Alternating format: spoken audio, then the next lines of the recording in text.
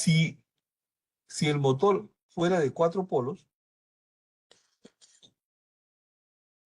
la velocidad de sincronismo, que ya ustedes saben que se calcula 120 por 60 sobre 4, sería 1800, pero la velocidad de operación normal sería 1760, más o menos.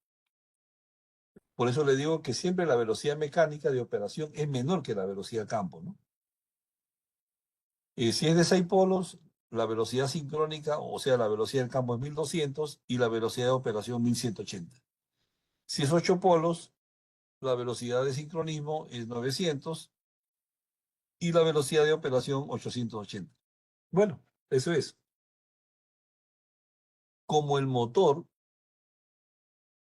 el rotor, gira a una velocidad menor que la velocidad del campo magnético o velocidad de sincronismo, entonces se le ocurrió a los que estudiaron las máquinas definir un parámetro que se llama deslizamiento.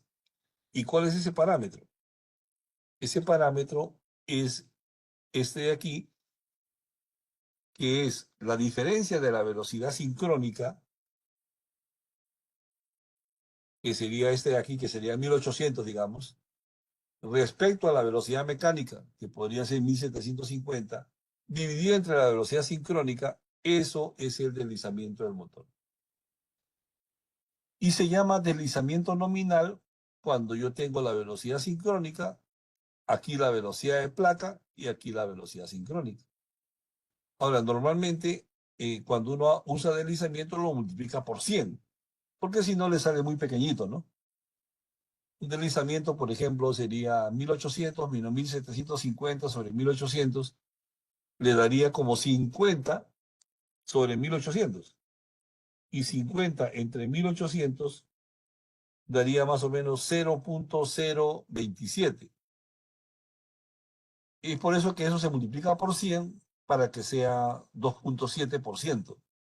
Entonces, el deslizamiento de un motor más o menos está entre el 1% y el 10%. Los motores normales, estándar, digamos, por decir de alguna forma, de baja eficiencia, tienen una eficiencia entre 3-4%. 2-3-4%. Los motores, hay unos motores especiales que son de baja eficiencia, pero que tienen alto par. Se llaman motores de alto deslizamiento, que pueden ser entre 4 a 10% de deslizamiento. Mientras los motores de alta eficiencia tienen un deslizamiento bajo, que puede ser de 1 a 2%. ¿Listo? Bien, entonces ahí, y, y ya aquí le doy un tip, una recomendación, ¿no? Si usted tiene un motor dos motores de 10 caballos, ¿no es cierto? Uno en la placa dice 1750 RPM. Ambos son de 4 polos. Uno dice 1750 y el otro dice 1770 RPM. La pregunta es, ¿qué motor es más eficiente? Y la respuesta es que el motor más eficiente va a ser de 1770 RPM, porque su deslizamiento va a ser mucho menor. ¿Ya? Bien. Y entonces ya es hora que hablemos de lo más importante de este curso de hoy, que es de la eficiencia y el factor de potencia y las características de operación de los motores. Bien, entonces veamos. Mire, el concepto de par. Si nosotros graficamos cómo es el par de un motor, bueno, cuando uno habla de par, estoy hablando de momento o lo que en inglés se conoce como torque, ¿no? Aunque aquí en Latinoamérica generalmente las personas usan normalmente el torque del motor, ¿no? Yo no uso torque porque torque es una palabra en inglés, ¿no? En español se dice par. porque eso viene de un par de fuerzas. Pero bueno, entonces el par del motor tiene un par de arranque, como ven acá, luego el motor tiene un par mínimo, luego aumenta el par máximo y luego cae, ¿no? ¿Sí? ¿Qué es el par de arranque? Muy interesante el par de arranque, los americanos le llaman par de rotor bloqueado o locked rotor torque, ¿no? Que es el par o la fuerza del motor cuando él parte de reposo, ¿no? Y se le está aplicando la potencia, la tensión nominal, ¿sí? Entonces, ese es muy importante. Ahora, luego él cae y hay una reducción del par y luego aumenta. Este par mínimo eh, ocurre por las mismas características de fabricación del motor y a nivel técnico eso se le llama par mínimo o pull-up torque. Y ese es el par mínimo que el motor desarrolla en el momento de aceleración. Pull-up se le conoce pull-up porque, digamos, él es el par que es mínimo, pero ahí él se levanta nuevamente, ¿no? O sea que él hace un aumento, ¿no? Y llegamos al punto de par máximo, ¿no? Aquí el par máximo del motor. El par máximo quizás es el más importante y en inglés le da un nombre muy interesante a este par máximo y se le llama eh, breakdown torque, o sea, torque de ruptura. Y es el par máximo que el motor puede entregar cuando es alimentado a tensión y frecuencia nominal sin que la velocidad caiga, ¿no? Ahora, ¿por qué se le llama en inglés torque de ruptura o breakdown torque? Porque el motor opera en esta zona, ¿no? Entonces, por ejemplo, si usted está por acá, si usted aumenta la carga del motor, ¿el motor qué hace? Reduce la velocidad para poder inducir más corriente en el rotor y dar más par, ¿no? Y él puede ir subiendo su par, pero llega a un punto, a este punto que es el par máximo, donde él ya no puede dar más par. O sea, si usted le aumenta el par de la carga, el motor se queda quieto, se para. Y por eso que se le conoce también como torque de ruptura, porque ya aquí ya la, se rompe la fuerza del motor. Ya el motor ya no puede con la carga, si usted le pone una carga por encima de este punto, ¿no? Por eso también se conoce como torque de ruptura. Bueno, y ese es un punto. Y el otro punto importante, esta curva de par depende mucho de la resistencia eléctrica del rotor. Si yo tuviera un motor de mayor resistencia eléctrica que este, bueno, le voy a explicar con esta curva de acá. Por ejemplo, esta curva roja es la curva de un motor con una determinada resistencia en el bobinado, digamos, ¿no? Digamos que ahora, si nosotros incrementamos la resistencia del bobinado del rotor, ¿qué podríamos hacer? Le ponemos en serie una resistencia, digamos, o le cambiamos el material al bobinado del rotor, entonces la resistencia del rotor aumentaría. Entonces, ¿qué ocurre? Este punto de breakdown torque o torque máximo ya no ocurre a esta velocidad, sino se corre para acá. O sea que es como que se corriera a la velocidad cero, o sea, yéndose como para cero, para punto de velocidad cero. Pero ocurre una cosa muy interesante. El par de arranque con esta resistencia mayor es mayor que el par de arranque con esta resistencia anterior. Y si nosotros aumentamos todavía más esa resistencia, este punto se sigue corriendo acá, miren. y el par de arranque ahora todavía es mayor. Entonces llega a una conclusión que esta característica par velocidad depende mucho de la resistencia eléctrica del rotor, y de ahí viene precisamente que los motores de rotor devanado se usen para arranques pesados.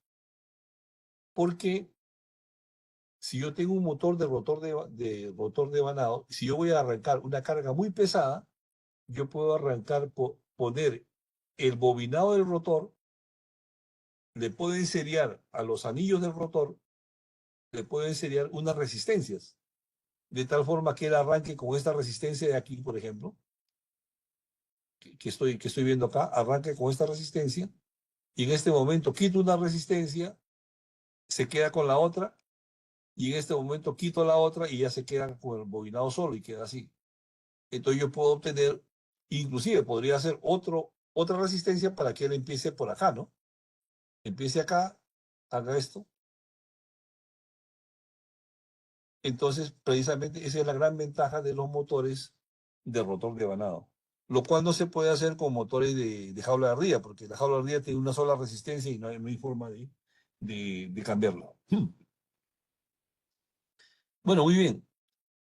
Ahora sí, con estos dos puntos de la curva de par, perdón, también cuando uno habla de par deslizamiento o torque de deslizamiento, y nosotros sabemos que este es el punto de arranque, ¿no es cierto? Es este que está aquí.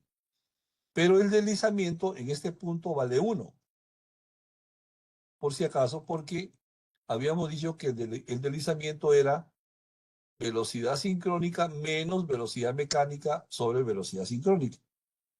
Si estamos en el arranque, o sea, en el momento de que está en reposo el motor, la velocidad mecánica es 0. Entonces quedaría velocidad sincrónica sobre velocidad sincrónica, quedaría 1, ¿no? Y tendríamos que en el momento de arranque el deslizamiento vale 1, que es lo que tenemos precisamente aquí. Aquí deslizamiento en el arranque, velocidad 0, deslizamiento 1, y también tendríamos lo mismo, este deslizamiento en este punto sería 1. Pero cuando estamos aquí en velocidad de vacío, o sea, estamos en el punto de velocidad sincrónica, o sea, donde el motor no tiene ninguna carga, entonces el deslizamiento va a ser 0. ¿Por qué sería 0 el deslizamiento? Porque como el motor no tiene ninguna carga, la velocidad mecánica es muy cercana a la velocidad sincrónica. Digamos que si yo arranco un motor y no le pongo ninguna carga, un motor de 4 polos, él va a llegar a 1799.5, o sea, prácticamente a 1800, pues. Entonces, como estos son casi iguales, esta resta me va a dar 0 y sobre velocidad sincrónica me va a dar 0, o sea, el deslizamiento va a ser 0. Por eso es que se dice que en vacío, sin carga, el deslizamiento es 0 y en el arranque el deslizamiento es 1. Esa es una cosa que es importante considerar. Bueno, y ahora sí, vayamos a estos puntos ya fundamentales, que es el concepto de eficiencia. Vamos a ver el concepto de eficiencia, el concepto de factor de potencia, que son los fundamentales, y ahí prácticamente ya terminaríamos esta sesión, esta primera sesión de eficiencia de motores.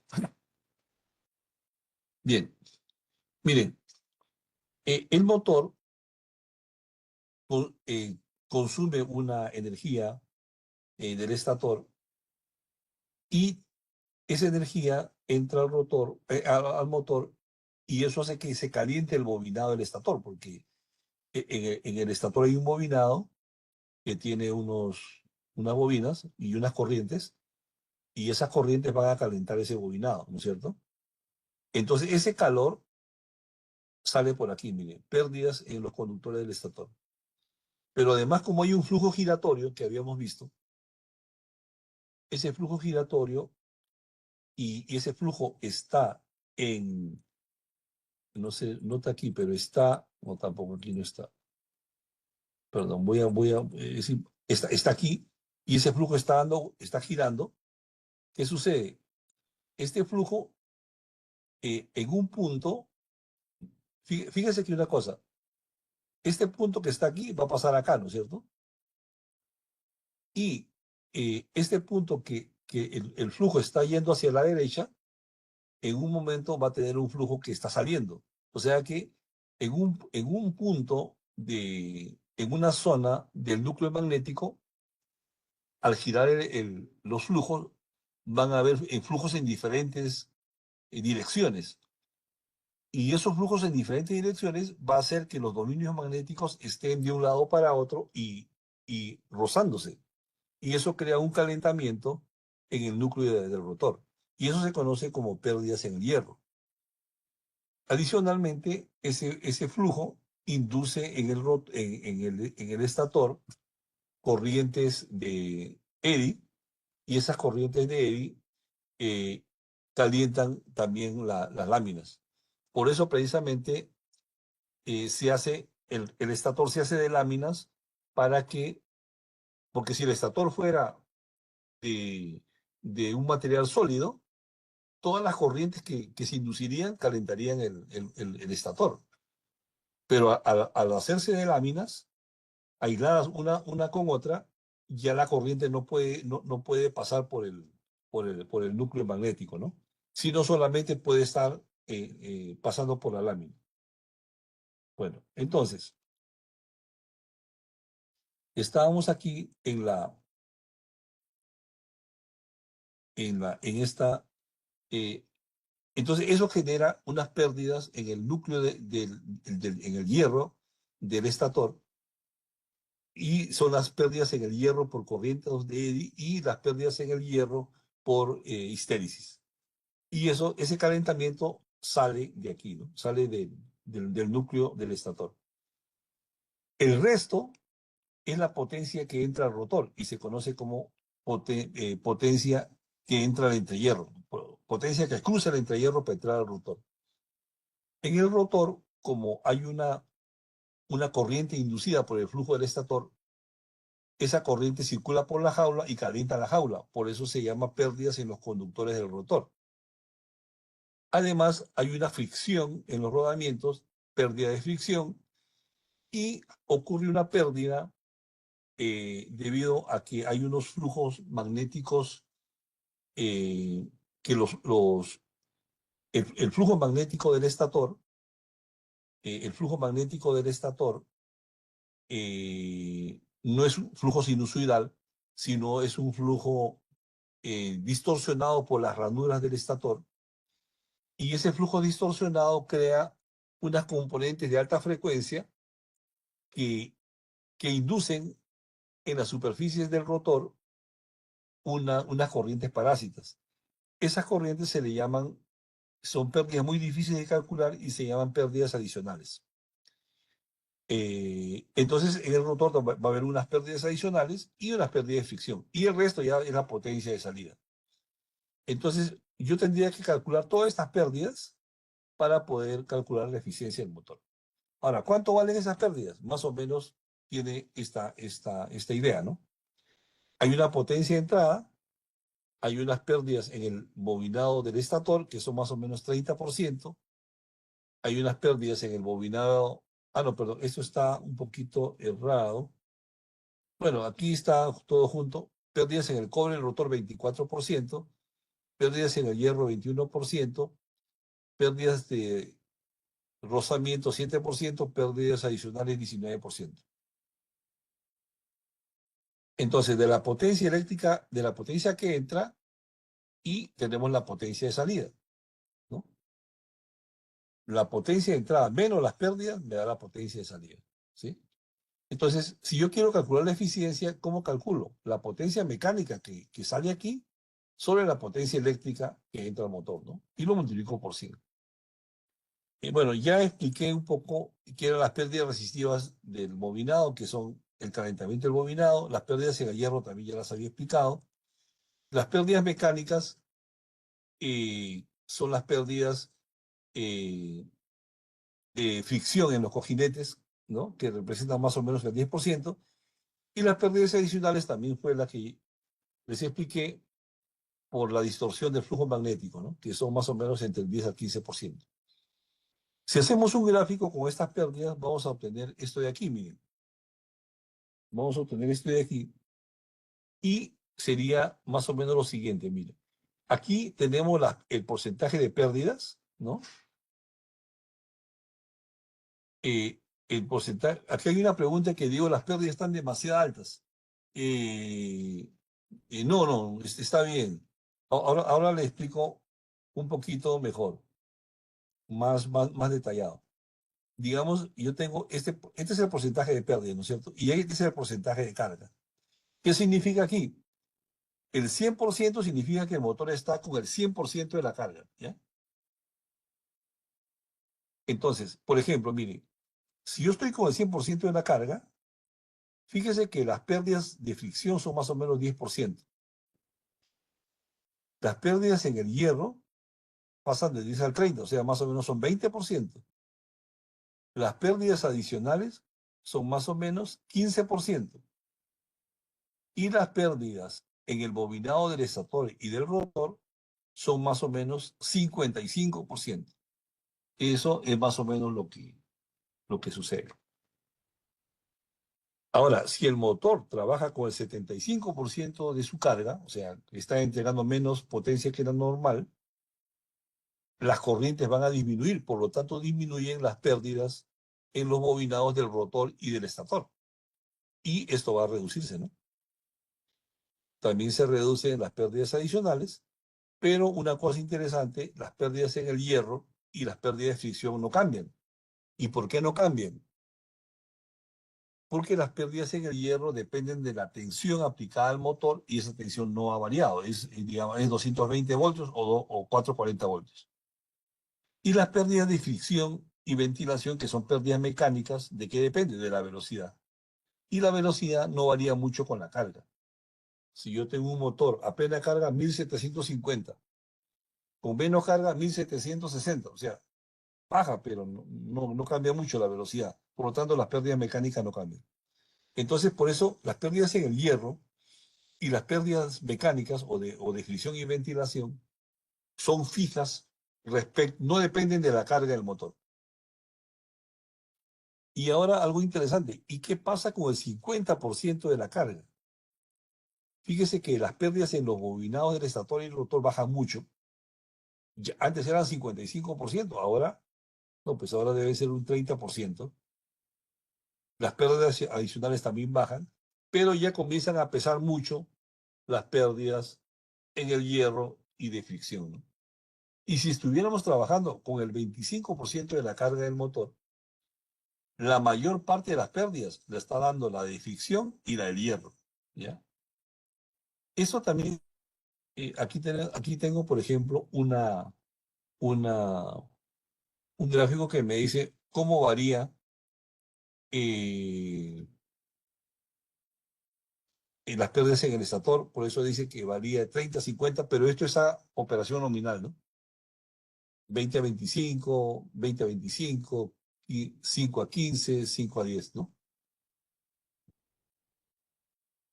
Bien. Y fíjense una cosa, les voy a mostrar otro gráfico un poquito, mucho más elaborado, donde cómo se distribuyen las pérdidas de acuerdo a la potencia del motor.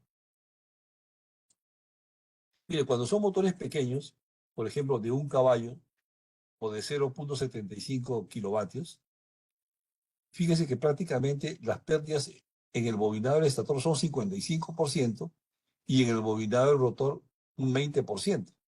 O sea, prácticamente el 75% son pérdidas en los bobinados, ¿no? Y las pérdidas extrañas o adicionales son 5%, digamos. En el núcleo son un, un 20% y fricción son un 10%. No, un 5%. Bueno, entonces quiero hacer aquí una claridad. Miren, si yo tengo un motor de 1 caballo, el motor, si es de 1 caballo, ¿cuánto el motor estaría entregando? 746 vatios, ¿no es cierto? 745 vatios. Si el motor tuviera una eficiencia de, vamos a poner de 0,8, la potencia de entrada sería 930, ¿ya? Entonces, 932 vatios de entrada y 746 de salida, ¿no? Entonces, ¿cuáles son las pérdidas? La diferencia, las pérdidas sería 186 vatios. De esos 186 vatios, que son todas las pérdidas, el 55% serían pérdidas en el bobinado del estator. O sea que de esos 186 vatios, 55 vatios serían, no, perdón, de los ¿qué? 186 por 0,55, 100 vatios serían pérdidas en el bobinado del estator, ¿ya? Es decir, esto me está dando, o sea, las pérdidas en el motor, este es el porcentaje de las pérdidas, ¿no? Ahora, pero si yo voy a un motor, digamos, de 250 kilovatios, miren, 250 kilovatios, las pérdidas en el bobinado del estator son más o menos el 25% de todas del total de pérdidas. Y las pérdidas en el bobinado del rotor son un 20%, más o menos. Entonces yo tendría aquí prácticamente entre el bobinado del rotor y el estator, tendría un 45% de todas las pérdidas del motor, ¿no? Y las pérdidas en el núcleo del motor aumentarían y las pérdidas adicionales aumentarían también, ¿no? Y las pérdidas de fricción también aumentarían. Y esto es una cosa bien interesante que explica cómo los motores altos, los motores grandes, tienen menos pérdidas en los devanados, son más eficientes. Pero los motores de mayor tamaño tienen una eficiencia, pueden llegar a 94%, 95%. Menos que un motor de un caballo puede ser una eficiencia de 80%, 82%. ¿Ya? Bien. Y ahora ya que tenemos toda esta cuestión de las pérdidas, vayamos a la definición de eficiencia. Fíjese, eficiencia, potencia de salida entre potencia de entrada, ¿no? Pero la potencia de entrada, la potencia de salida es potencia eléctrica de entrada menos pérdidas. Entonces yo podría decir que la eficiencia es 1 menos pérdida sobre potencia eléctrica de entrada, ¿no? Y como yo les había dicho, cuando yo tengo un motor que trabaja al 100% de su carga, las pérdidas son grandes. Pero conforme la carga va disminuyendo, las pérdidas también disminuyen. Y este hecho, que las pérdidas disminuyen al bajar la carga, hace que el motor con baja carga no pierda mucha potencia al inicio, cuando comienza a trabajar en forma descargada. Y eso hace lo siguiente, como si yo bajo la potencia que el motor, o sea, si yo bajo lo que estoy haciendo acá, ¿no? Perdón, aquí. Bueno, acá. Mire, yo bajo el porcentaje de 100, bajo a 75, ¿qué pasa con las pérdidas? Disminuye, ¿no? Era de aquí hasta acá, era 100%, pero ahora las pérdidas a 75 bajan aquí, como al 70%, digamos, ¿no? O sea, disminuyen las pérdidas. Pero si disminuyen las pérdidas, ¿qué pasa con la eficiencia? Comenzarían a aumentar, ¿no? Lo que pasa es que también la potencia eléctrica de entrada disminuye. Pero ese hecho hace que la eficiencia de un motor tenga esta curva. Y eso es muy importante que lo tengan presente. Mire, la eficiencia de un motor entre el 100% de su carga y el 50% de su carga prácticamente permanece fija. Obviamente, normalmente la mayor eficiencia de un motor ocurre al 80% de su carga, ¿no? Más o menos, ¿ya?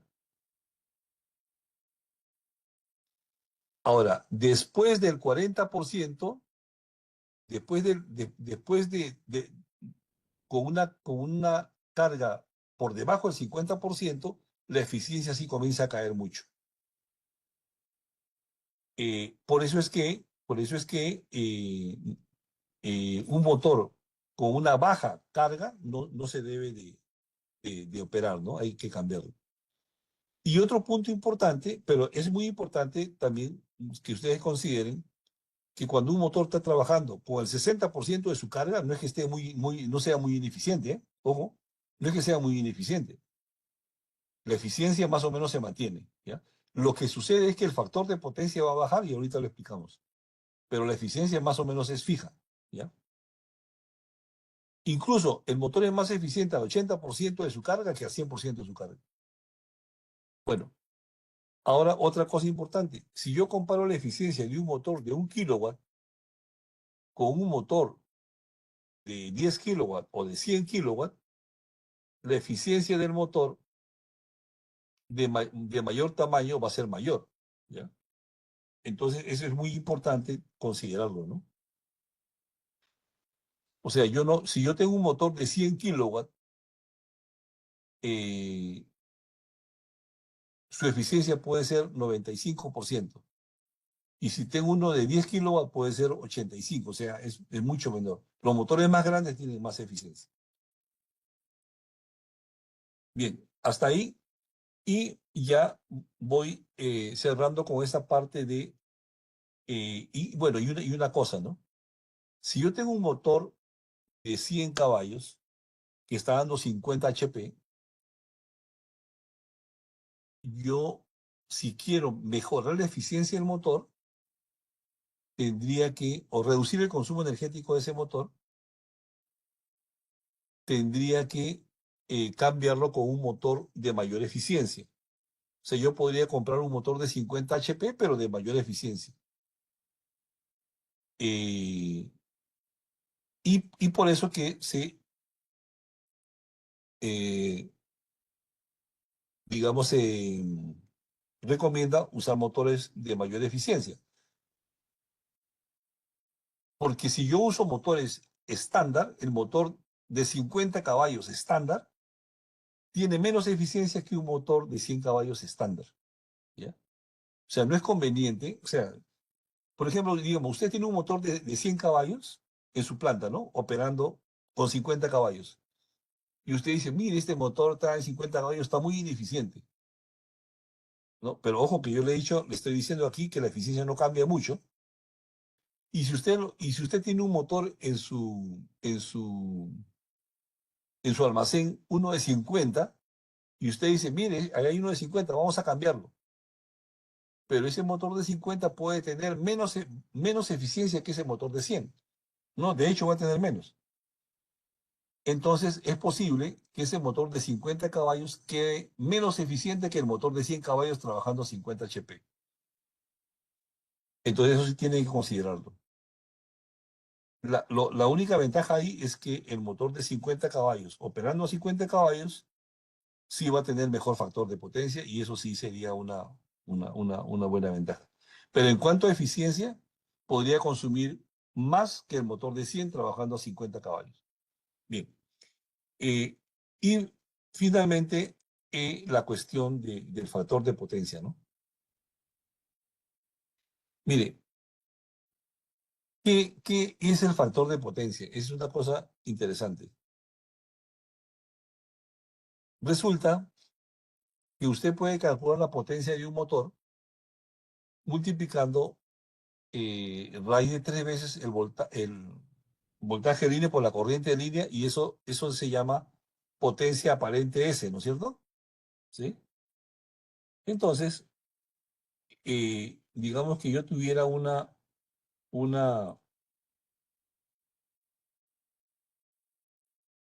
perdón,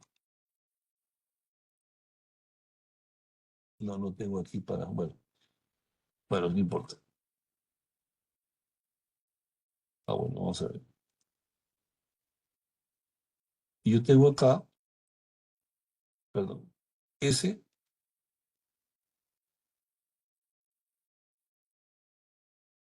S, bien, nosotros decimos lo siguiente, ¿no? S a qué es igual, raíz de 3, B de línea, por I de línea, ¿no? En un motor trifásico, ¿no?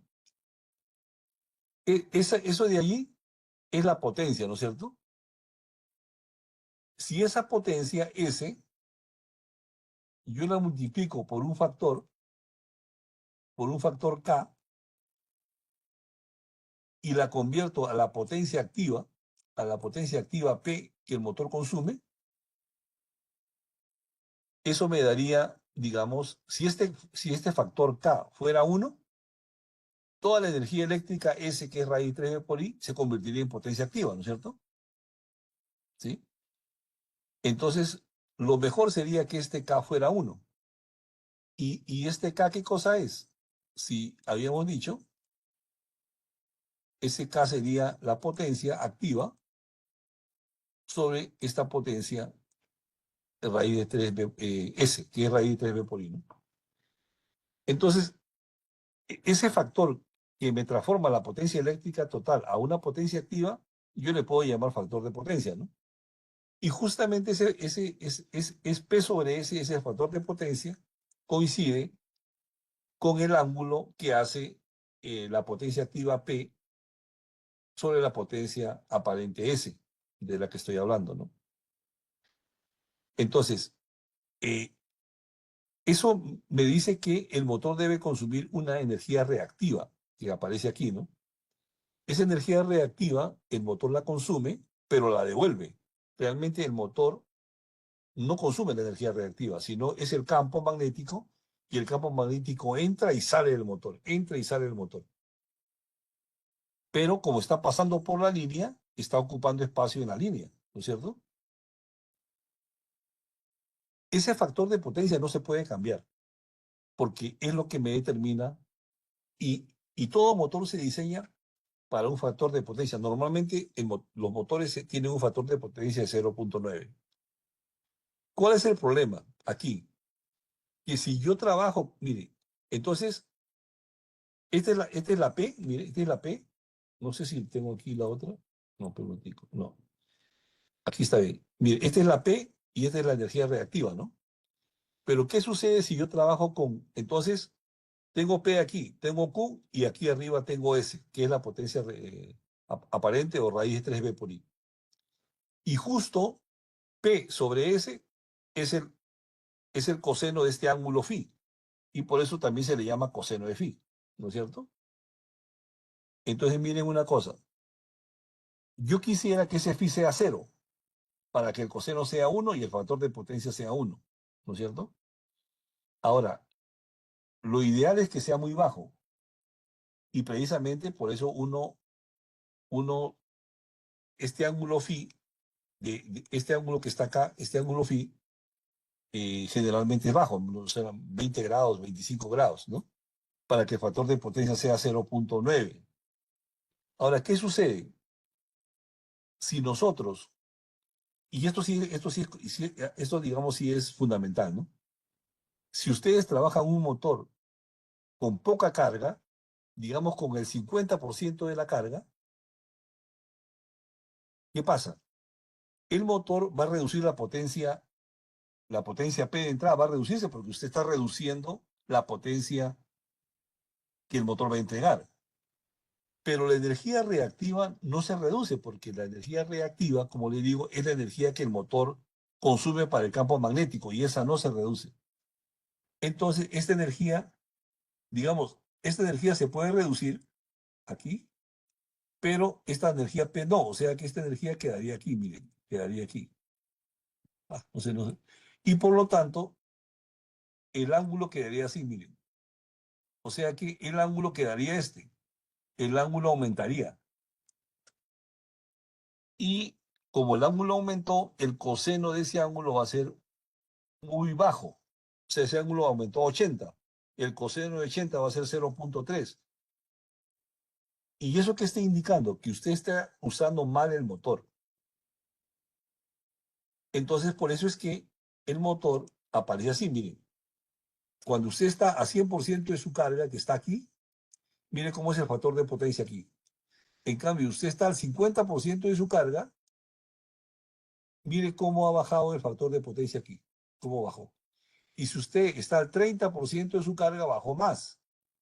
O sea que usted no puede trabajar con motores a baja carga porque está bajando el factor de potencia de su, de su sistema. ¿Ya? Entonces, ahora, claro, entonces uno dice, todo lo que yo puedo hacer aquí es corregir con un condensador. Claro, usted le pone un condensador en los terminales del motor y entonces ese flujo de energía que va a pasar del motor a la red, ahora ya no pasa a la red, sino se pasa del motor se pasa al condensador y del condensador al motor. Y para la carga, él solamente absorbe potencia activa, o sea que el factor de potencia es 1. Perfecto. Pero ojo, que el factor de potencia del motor sigue siendo el mismo, o sea, no es que no ha cambiado, porque el factor de potencia del motor sigue siendo el mismo. Para la red sí el factor de potencia ha mejorado, para el motor no, ¿ya? Entonces, eh, pero claro, yo puedo hacer poner un condensador, pero yo lo que realmente debería hacer, en vez de poner un condensador, debería ser usar el motor en su carga normal para que trabaje con un buen factor de potencia. Y no necesito usar condensadores. Claro, el condensador sí me ayuda a que mejore el factor de potencia del sistema, ¿no? Eso sí, no hay duda, ¿no? Y claro, también me ayuda a pagar menos por esa factura. Muy bien. Los motores se pueden tener esta curva digo, este circuito equivalente y con este circuito equivalente se pueden hacer estudios de par de arranque, momento de arranque, eficiencia, etcétera. Y estos parámetros, esta es la resistencia del bobinado del motor, la reactancia del bobinado del estator y del rotor, estos se pueden calcular también a partir de pruebas. Entonces, yo ya lo dejo en este momento para algunas preguntas antes de ir concluyendo. Bueno, con esto ya termino. Y para no irme así tan sin alguna duda, pues algunas preguntas. Ah, José, no. A ver, ¿preguntas?